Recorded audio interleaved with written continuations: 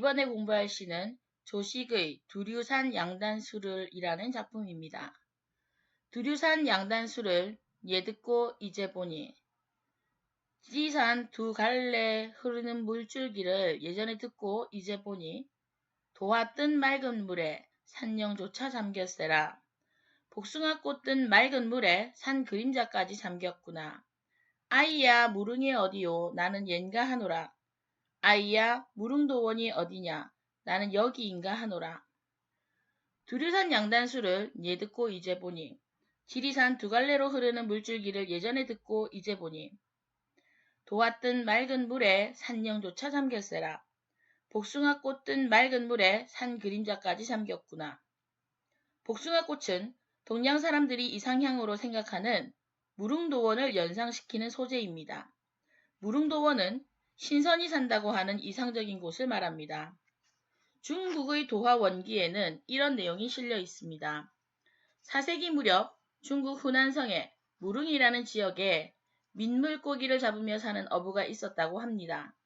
어느 날 그 남자는 물고기를 잡기 위해 강을 따라 계곡 깊숙이 들어가는 사이에 자기가 어디에 있는지 알 수 없게 되자 어디로 가야 할지 몰라서 무작정 배를 저어가니 계곡 양쪽 물가를 따라 꽃들이 만발해 있었답니다.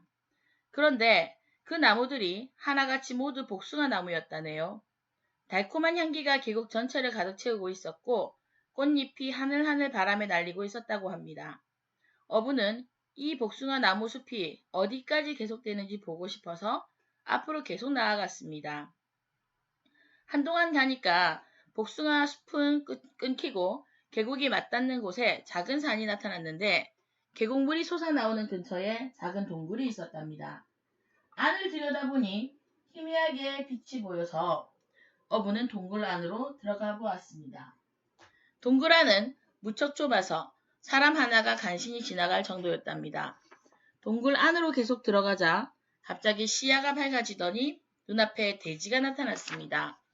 넓은 대지는 평탄했고 손질이 잘 되어 있는 논밭과 아름다운 연못, 뽕나무와 대나무 숲도 있었답니다. 잘 닦인 길과 커다란 집들이 있었고 그 집들의 뜰 안에서는 개나 닭의 울음소리가 들려왔습니다.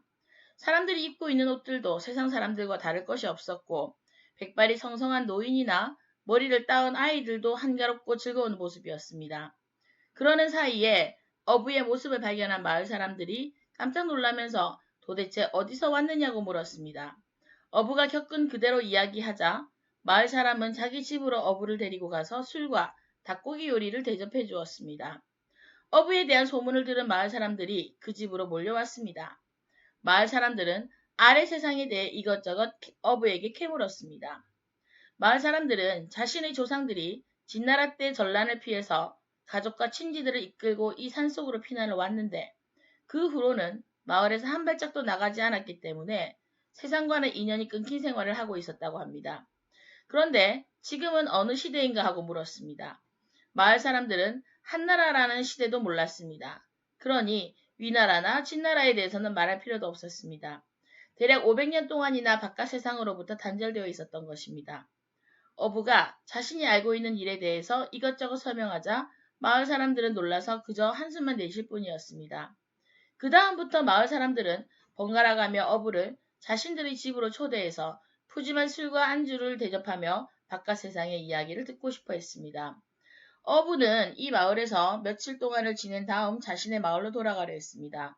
그러자 마을 사람 중 하나가 그 사람에게 자신의 마을에 대해서는 절대로 다른 사람에게 말하지 말아달라고 했습니다. 어부는 마을을 나와서 원래 장소에 있던 배를 타고 오면서 도중에 표시가 될 만한 곳을 여기저기 눈여겨보며 자신의 마을로 돌아왔습니다. 그리고 마을 관리에게 자초지종을 보고하자 관리는 이 이야기에 관심을 가지고 어부에게 부하를 동행시켜서 마을을 찾으려 했으나 복숭아 꽃이 만발해 있는 그 평화로운 마을은 끝내 찾을 수가 없었다고 합니다. 중국의 시인인 도연명이 쓴 도화원기의 줄거리로 이것이 무릉도원 전설의 기원이라고 할 수 있습니다. 이 글은 단순히 이상향을 그리는 우화가 아니라 어쩌면 길을 잘못 들어서 들어갈 수도 있을 것 같은 현실감을 가지고 있습니다. 이 마을에는 금은보화로 치장된 궁전도 없고 이상한 현상도 없으며 일반인들이 무척 친근감을 느낄 정도로 서민적인 장소입니다. 더구나 인하고는 보통 사람들도 걸어서 갈 수 있게 일반적인 땅과 연결된 장소에 있습니다. 다만 그곳에는 모든 사람들이 꿈꿀 만한 평화로운 전원 풍경과 함께 만발한 복숭아꽃과 동굴이라는 별천지다운 이미지가 포함되어 있습니다. 이런 점이 이 이야기의 매력이라고 할 수 있을 것입니다. 그래서 복숭아꽃이나 살구꽃은 주로 이상세계인 무릉도원을 나타냅니다. 아이야 무릉이 어디요 나는 얘인가 하노라.